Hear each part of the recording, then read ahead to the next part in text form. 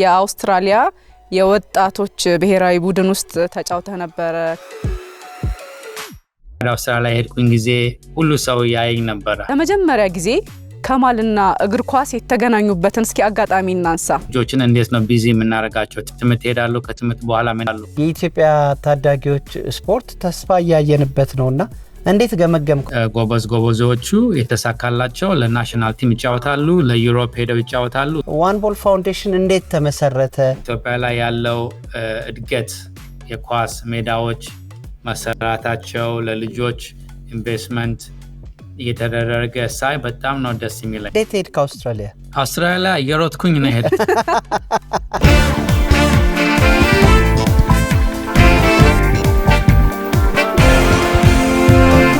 ማሚ ሄሎ ኢትዮጵያ ሰዓት ላይ ደርሰናል። ዛሬ ወደ አውስትራሊያ ነው ሄሎ የምንለው። ከማል ኢብራሂም ይባላል። ፕሮፌሽናል ኳስ ተጫዋች ነው። ይርጋ ጨፌ ነው የተወለደው። እስከ 5 አመቱ ድረስ ይርጋ ጨፌ ከኖረ በኋላ ከዛ እዚህ አዲስ አበባ መጥቶ ደግሞ በ12 አመቱ ወደ አውስትራሊያ ሄዶ እዛ ነው የእግር ኳስ ህይወቱ የጀመረው። ይርጋ ጨፌ ነው ግን አውስትራሊያ ከሄደ በኋላ በደንብ ፕሮፌሽናል ተጫዋች መሆን ችሏል። የተለያዩ ቡድኖች ውስጥ ተጫውቷል አይደል? አዎ የአውስትራሊያ ብሔራዊ ቡድንን ጨምሮ ለሜርሞል ሲቲ ለዛ ተጫውቷል። በጣም የሚገርመው ኳስ ቋቆመ ገና 2 አመት አካይ ነው በጉዳትና ዋን ቦል የሚል እዛ በአውስትራሊያ ውስጥ ኢትዮጵያም የተለያዩ ስፖርታዊ እንቅስቃሴዎች በተለይ ትኩረት ነው ያደረገው ኳስ ላይ ያደረገ እድሉን ያላገኙ ወጣቶች ከ7 አመት እስከ 17 አመት ያሉ ታዳጊዎች ላይ ለሁሉም ክፍት የሆነ ዋን ቦል የሚል እንደ ቻሪቲ አቋቁሞ ልጆች እዛ እንዲሰለጥኑ ያደረገ ያለ ልጅ ነው። ደግሞ የአውስትራሊያ የወጣቶች ብሔራዊ ቡድን እያለም እኮ 2 ጊዜ ሻምፒዮን ሆኗል። ራሱም በግሉ ደግሞ ሜዳሊስትም ነው በኳስ ማለት ነው። የኳስ ሽልማት አግኝቷል። ቤስት አፍሪካን ፉትቦለር በሚልም እዛ አውስትራሊያ ካሉት ተጫዋቾች በተጨማሪ በጣም የሚገርመው እዚህ መጥቶ ይርጋ ጨፌና አዳማ ላይ የእግር ኳስ ፕሮጀክቶች አሉት። ይርጋ ጨፌ ላይ ትልቅ ደረጃውን የጠበቀ ስቴዲየም ለማሰራት እንቅስቃሴ እያደረገ ነው። አዳማ ላይ ፕሮጀክት ይዞ ልጆችን ያሰለጥናል። የተለያዩ እንቅስቃሴዎችን የሚያደርግ ወጣት የስፖርት ሰው ነው። ኢትዮጵያን በዓለም አቀፍ መድረክ ያስጠራ ኢትዮጵያዊ ነው። እውነት ነው። ሄሎን በለው። ሄሎ ከማል። ሄሎ ኢትዮጵያ። ሄሎ ሀያት። ሄሎ መሐመድ። እንዴት ነህ? ደህና ነኝ አልሐምዱሊላህ። እንዴት ናችሁ እናንተ? ደህና ነን እኛ በጣም ሰላም ነን። ዛሬ እንግዲህ በሄሎ ኢትዮጵያ ተገናኝተናል። እንደው መጀመሪያ ብንጀምር ደስ የሚለን የተወለድከው ይርጋ ጨፌ ነው አይደል? አዎ የተወለድኩት ይርጋ ጨፌ ነው። እንዴት ሄድክ አውስትራሊያ? አውስትራሊያ እየሮጥኩኝ ነው ሄድ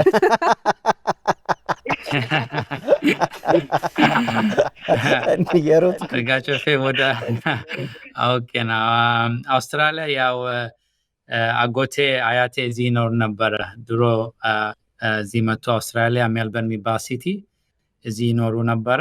አፕላይ አድርገውልን ሁላችንም ቲንክ 2003 በነጮች አቆጣጠር ወደ አውስትራሊያ ሄድኩ። እንደው ከማል ብዙ ሀገር የማየት እድል ገጥሞሃል። ያው ኳስ ተጫዋችና አትሌት ብዙ ሀገራትን ይዞራል እና ብዙ ሀገር ስትዞር ቡና ወይም ካፍቴሪያ ስትገባ ቡና ስትጠጣ የይርጋ ጨፌ ቡና ብለህ ነው የምታዘው? አዎ ልክ ነህ።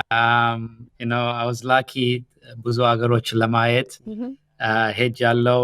ግን እንደ ይርጋ ጨፌ ቡና የትም ዓለም ላይ እንዳሌለ ያው ብዙ እኔ ብቻ ሳይሆን ብዙ ሰዎች ይመሰክራሉ። እና ሜልበርን ራሱ በጣም ኮፊ ይወዳሉ። እዚህ ሜልበርን በጣም ኮፊ ይወዳሉ። እና ሁሉ ኮፊ ሾፕ ስትሄድ የይርጋ ጨፌ ኮፊ ታየዋለህ እና በጣም ኤክስፔንሲቭ ነው። እና ነግራቸዋለሁ ሁሌ እኔ ከዚህ ሀገር ነው የመጣሁት፣ እኔ ቡና ራሱ ለምን አላመጣላችሁ ምናምን አላችሁ እንደ ጆክ አድርጌ። እና በጣም ይወደዳል ቡና፣ እኔም በጣም እወዳለሁ። ግን ያው ኢትዮጵያ በቡና ሀገር የታወቀች ነው እና ሁሉም ሀገር እዚህ አውስትራሊያ ውስጥ የኢትዮጵያ ቡና ሲባል በጣም ያውቁታል። ኮዝ በጣም ቡና ይወዳሉ እዚህ። በጣም ደስ ይላል። ይርጋ ጨፌ እኔ ዩኒቨርሲቲ ስማር እዛ ሄድ ነበርና አካባቢው በጣም ግሪን ነውና ዲላ ሳይቀር የይርጋ ጨፌ ቡና ተብሎ ተመቶ ነበር የሚሸጠውና በጣም ተወዳጅ ቡና ነበር። ከማል እስኪ ስለ እግር ኳስ ህይወትህ እናውራና የአውስትራሊያ የወጣቶች ብሔራዊ ቡድን ውስጥ ተጫውተህ ነበር። ከዛም ባለፈ የተለያዩ በአውስትራሊያ ባሉ የተለያዩ ክለቦች ላይ ሊጎች ላይ ተጫውተህ ነበርና እንደው ለመጀመሪያ ጊዜ ከማልና እግር ኳስ የተገናኙበትን እስኪ አጋጣሚ እናንሳ።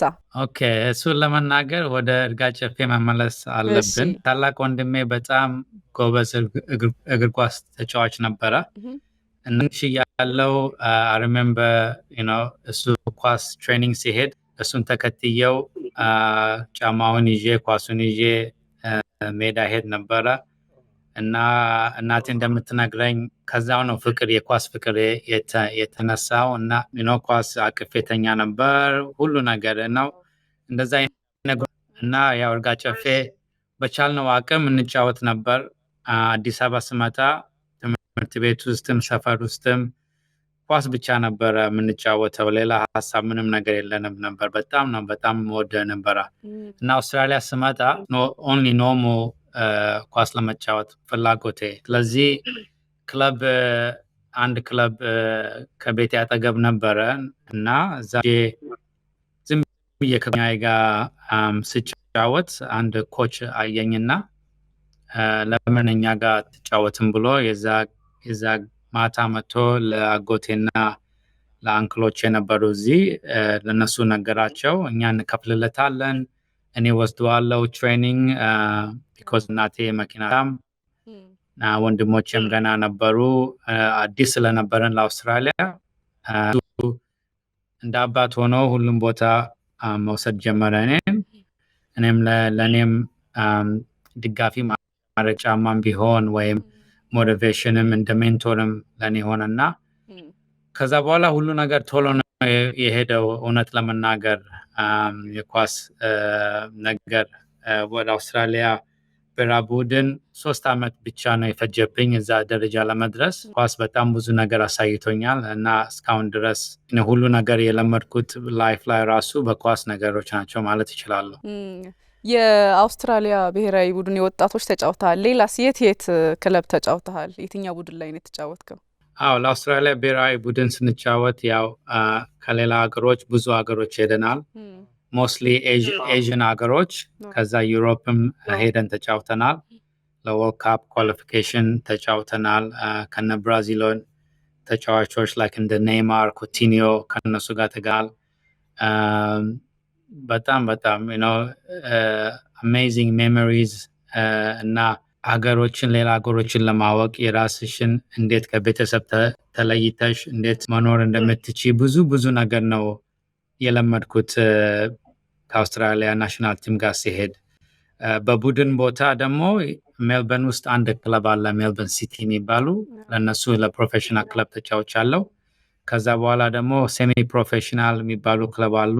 እነሱ በጣም ብዙ ናቸው ለመጥቀስ፣ ለነሱም ተጫውቻለሁ። ከታዋቂ ተጫዋቾች ጋር ከነማን ጋር ተጫውተሃል? በክለብ ደረጃ እዚህ ሀገር ውስጥ እናንተ አታውቋቸውም ብዬ ገምታለሁ፣ ግን ከአውስትራሊያ ተጫዋቾች መታቀው ቢኖሩ ቲም ካሂል የሚባል ተጫዋች ለኤቨርተን የተጫወተ ከኤቨርተን ጋር ተጫውተን ነበር እንደ ፍሬንድሊ ጌም።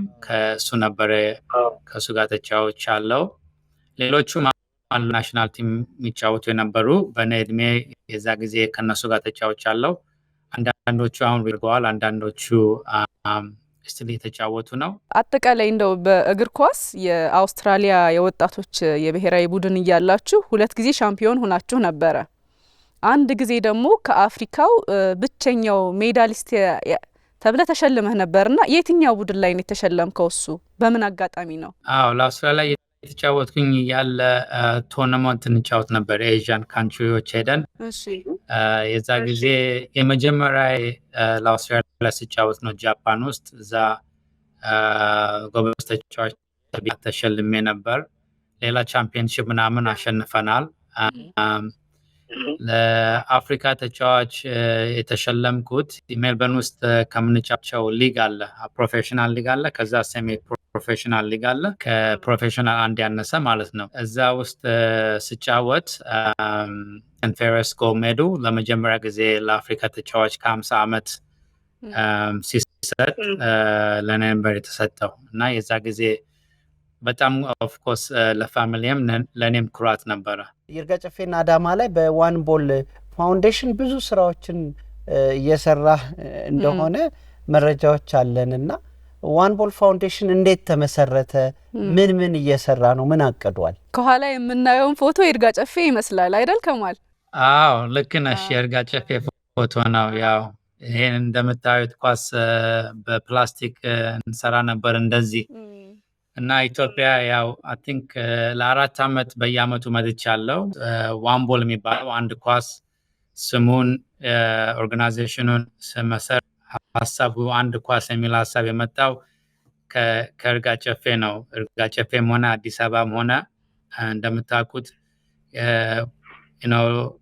ምንም ነገር የለንም ነበር። ጫማ ራሱ የለንም ነበር። ኳስም ቢኖር አንድ ኳስ ብቻ ነበር እና ያ ኳስ ግን ሁሉም ሰው እዛ ቪሌጅ ውስጥ ያሉት ኔበር ውስጥ ያሉት ሁሉም ልጆች ያመጣ ነበረ ለዛ ኳስ ፍቅር እና ያ ፍቅር አንዳንዴ ከምሳ ከራት በላይ ነበር የኛ ፍቅር ምሳ ራሱ ለመብላት ቤት አንሄድም ነበረ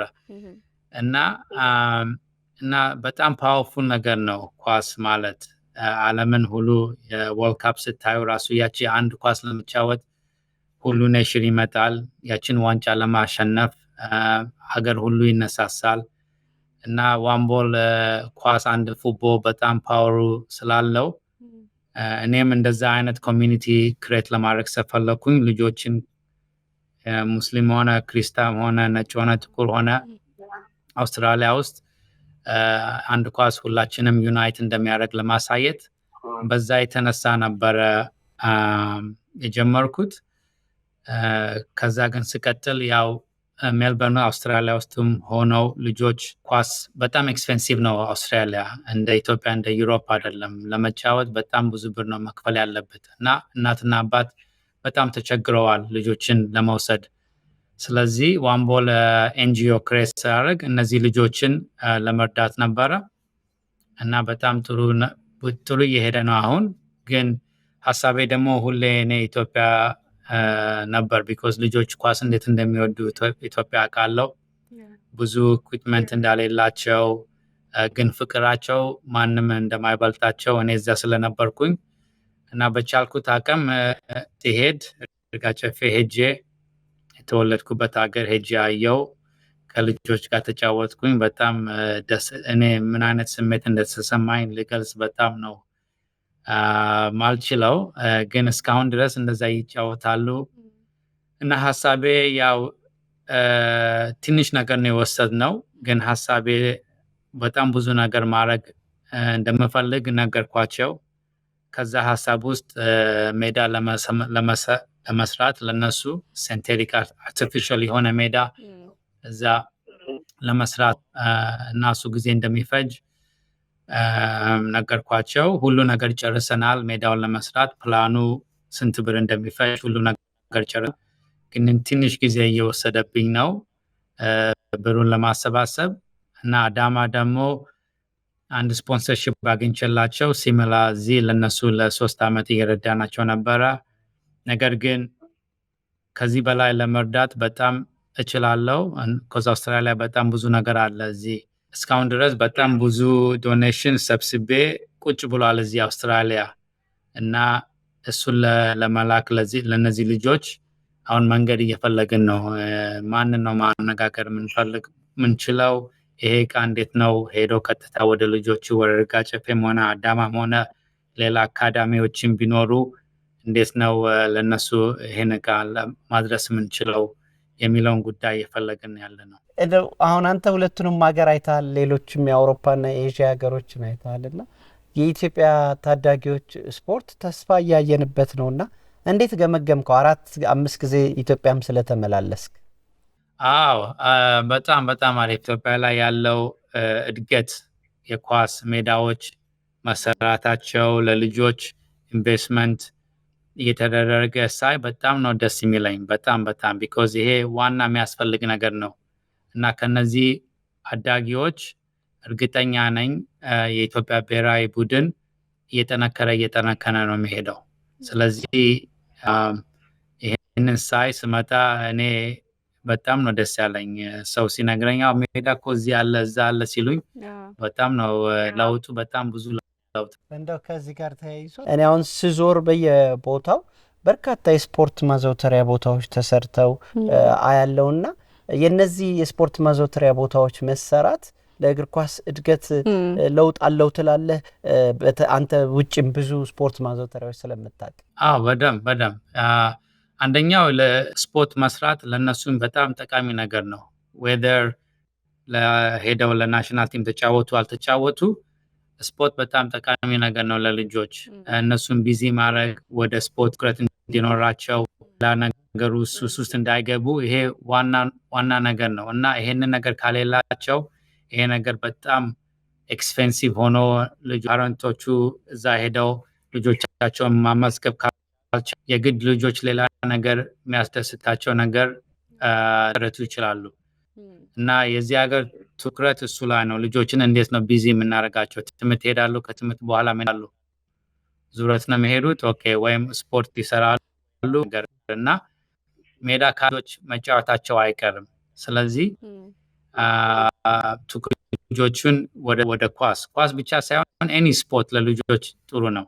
ኮዝ በጣም ብዙ ነገር ይማራሉ ከዛ ስፖርት ውስጥ ቲምወርክ ይማራሉ፣ ሊደርሺፕ፣ ሌላ ስኪል በጣም የሚጠቅማቸው ሲያድጉ አለና ከዛ ውስጥ ደግሞ ያው ጎበዞቹ የተሳካላቸው ለናሽናል ቲም ይጫወታሉ፣ ለዩሮፕ ሄደው ይጫወታሉ። እሱ ደግሞ ሌላ ልጆችን ኦኬ እዚህ ደረጃ መድረስ ይችላለሁ ብሎ ሆፕ ይሰጣቸዋል።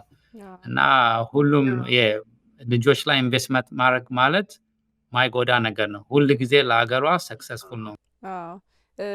እግር ኳስ ሲነሳ ከማል በተለይ ደግሞ ካንተ ህይወት ጋር ተያይዞ እንደው ፕሮፌሽናል ተጫዋች ብቻ አይደለም ያደረገኝ ስትል እናዳምጣለን እና አጠቃላይ ኳስ ምንድነው አንተ ለህይወትህ የሰጠህ ነገር? ጥሩ ጥያቄ ነው እሱ። አንደኛ ነገር የሰጠኝ ለአውስትራሊያ ቢሆን የኔ ቮይስ ነው የሰጠኝ። ቢኮዝ ኢማጂን ሌላ ካንትሪ ስትሄጂ የነሱ ላንጉዌጅ አታቂም፣ የነሱ ካልቸር አታቂም፣ አፍሪካዊ ነሽ፣ ብዙ አፍሪካዎች የሉም እና መጀመሪያ አውስትራሊያ ሄድኩኝ ጊዜ ሁሉ ሰው ያየኝ ነበረ። ባስ ውስጥ ገባ፣ ትምህርት ቤት ሲሄድ፣ ሰፈር ውስጥ ምናምን እና በጣም ወልካሚኝ አልነበረም እና ለ12 ዓመት ልጅ ይሄ በጣም ከባድ ነገር ነው። ኢትዮጵያ እንደዚህ ነገር የለም። ሁላችንም እንዋደዳለን፣ እንጫወታለን። ግን እዚህ ሀገር ስመጣ እንደማይፈልጉኝ እንግሊዝኛ ባልችልም በአይናቸው ይነግሩሻል። ስለዚህ ምን ማድረግ ይችላለሁ? እኔ መናገር አልችልም፣ ግን ኳስ ሁሉም ሰው መናገር የሚችለው ነው። ኳስ ሁሉም ሀገር ባትናገሪ ራሱ እንዴት እንደምትጫወቺ ትችያለሽ። እኔ ችሎታዬን ያሳየሁት ማን እንደሆንኩኝ ያሳየሁት ኳስ ስጫወት እነሱን ሁሉን ስበልጥ ኳስ ሳስገባ የዛ ጊዜ ይሄ ልጅ ለካ ዝም ብሎ ስኪኒ ኢትዮጵያን ልጅ አይደለም፣ ለካ ኳስ ይችላል፣ ለካ ጎበዝ ነው። ለምን ከሱ ጋር ሆኜ ፍሬንድ አልሆንም? ፖፑላር ሆንኩኝ ትምህርት ቤት፣ ኮቾቼ ወዱኝ፣ እነሱ እንደዚህ ያደርጉልኛል። አንደኛው ጓደኛ የሚሆን እና ኳስ ለእኔ መጀመሪያ ቮይስ ነው የሰጠኝ። ከዛ በኋላ ኦፍኮርስ ኮንፊደንስ ሰጠኝ፣ ትልቅ ዓላማ እንዳለም ዲስፕሊን ሰጠኝ። ጓደኞቼ ሲጠሩኝ እና ፓርቲ እንሄድ ሲሉኝ ነው አልችልም ፓርቲ መሄድ፣ ቢኮዝ ነገ ጠዋት ትሬኒንግ አለኝ፣ ለአውስትራሊያ እጫወታለሁ። ስለዚህ እናንተ ሂዱ፣ እኔ ቤት ሄጄ በሰላም ራሴን ሉክ አፍተር ማድረግ አለ። በጣም ብዙ ነገር ነው የሰጠኝ እና አሁን ሳድግ ነው ይሄንን ሁሉ ነገር ያወቅኩት እና እኔም ዋንቦል የሰራሁት ይሄንን ነገር ኳስ በጣም ጥሩ ነገር ስለሚያስተምር እነዛ ልጆች እሱን ለማስተማር ነው ዋንቦል የመሰረትኩት እና ያው አክንቻር ዱ ማይ ቤስት ልጆችን ለማገዝ በዛ በኩል። እንደው ከኋላክ ያለው ኢብራሂም የሚለው ማሊያ የምን ክለብ ማሊያ ነው? 14 ቁጥሩ ፕሮፌሽናል ስጫወት የመጀመሪያ ፕሮፌሽናል ስጫወት የሜልበርን ሲቲ ክለብ ነው። የዛ ጊዜ ነው የዛ ጊዜ ዩኒፎርም ነውና የፍሬም አረኩት ለማስታወሻ። ደስ ይላል። ጥሩ ማስታወሻ ነው። በጣም ደስ የሚል ማስታወሻ ነው። ከማል እንደው ብዙ ጊዜ ኳስ ተጫዋች ተገኝቶ የሱን እንትን ምንድነው ቤስት 11 እንጠይቃለን እና ኳስ ተጫዋች ሲሆን አልፎ ያንተ ቤስት 11 ማን ናቸው? ከበረኛ ጀምሮ ተጫዋቾች እኔ ከድሮ ማቃቸው ከሮናልዶ፣ ዚዳን አሁን ያሉ ተጫዋቾች በጣም ብዙ ተጫዋቾች ናቸው እና እኔ ሜቢ የኔ ለምን ቶፕ 5 አልሰጥም? እሺ እሱም ጥሩ ነው። አንደኛ ቲየሪ ኦንሪ፣ ያው 14 ቁጥርም ስለሆንክ እሺ። እና 14 ቁጥር እንደውም መልበስ የጀመርኩት እሱን ካየው ጀምሮ ነው። በጣም ወደው ነበር። የሊቨርፑል ደጋፊ ነኝ ግን ተደብቄ አርሰናልን በጣም አይደለ ታስታውቃለህ? ልጠይቅ ነበር እኮ። እና ተደብቄ አርሰናልን አይ ነበር ቢኮዝ ቴሪ ኦንሪን በጣም ስለምወደው። ሁለተኛ ሮናልዶ፣ የብራዚል ሮናልዶ፣ ሮናልዲኒዮ፣ ኔይማር አራት እና ክሪስቲያኖ ሮናልዶ በጣም ወዳቸው ተጫዋቾች ሁሌ ማያቸው ማለት ነው። ኦፍኮርስ ሌላ በጣም ሌሎችም አሉ ግን 5 ምረጥ ካልከኝ እነሱ ለኔ በጣም ሁሉ ጊዜ ጆይ የሰጡኝ እነሱ እንደሚያደርጉት ማድረግ ሁሉ ጊዜ ውጪ ሄጄ የምሞክረው ምናምን እነሱ ነበሩ። ምን ቦታ ላይ ነበር የምትጫወተው? እኔ ወደ ዊንግ ይሉታል። ዊንግ በቀኝ ወይም በግራ በኩል አጥቂ። በእኛ ሀገር ክንፍ ክንፍ ላይ ሞር ግራ ክንፍ ላይ በጣም ደስ ይላል። ዋምቦል እንግዲህ እዛ አውስትራሊያ ላሉም ኢትዮጵያ ላሉም በተለይ ኳስን ለመጫወት እድሉን ያላገኙ ልጆች በጣም ትልቅ እድል እየተሰጠው ያለ ፕሮጀክት ነው። ትልቅ ቻሪቲ ነውና ኢትዮጵያም ውስጥ አዳማና ይርጋ ጨፌ ነው ያለውና ከዚህ ከሁለቱ ከተሞች በተለየ ወደ ሌሎች ቦታዎች ላይ የማስፋት ሌሎች ፕሮጀክቶች ከኳስ ጋር ተያይዘው ኢትዮጵያ ካለ እሱን ሀሳብ ብትነግረን ደስ ይለናል። ኢትዮጵያ ያለው ፕሮጀክት አዳማም ሆነም ኢትዮጵያ ኦልሬዲ እነሱ ኦልሬዲ ስታብሊሽ የተደረጉ ናቸው። ዋምቦል አይደለም ሄዶ የከፈተው እና እሱን ለመናገር ፈልጋለሁ። ግን እኛ ለማገዝ ነው የምንፈልገው። ኦልሬዲ በጣም ጎበዝ የሆኑ ኮቾች ልጆችን ሰብስበው እያሰለጥኑ ነው እና እነሱን እንዴት እናግዛለን ነው እኛ በሆነ ይርጋ ጨፌ አሁን ሜዳ መስራት ማለት በጣም ትልቅ ነው ለነሱ ሆፕ የሚሰጥ ነገርና አዳማ ደግሞ በኢኩዊፕመንት አዳማ ሜዳ አላቸው። ኦፍ ኮርስ ብዙ ሜዳ ያስፈልጋል። እነሱ የተለየ እርዳታ ነው የሚፈልጉት። ስለዚህ እነዚህ ሁለት ብቻ አይደለም። አምሾር ኢትዮጵያ ውስጥ በጣም ጎበዞች ሁሌ የለፉ ለልጆች በጣም ብዙ ነገር እያደረጉ ያሉ ነው። ብዙ ኢኩዊፕመንት ሳይኖራቸው ብዙ ሳይኖራቸው። ስለዚህ እኛ ከአውስትራሊያ ሆነ ከሌላ ሀገር እንዴት ነው መርዳት የምንፈልገው? ብዙ ሰው መርዳት ይፈልጋል።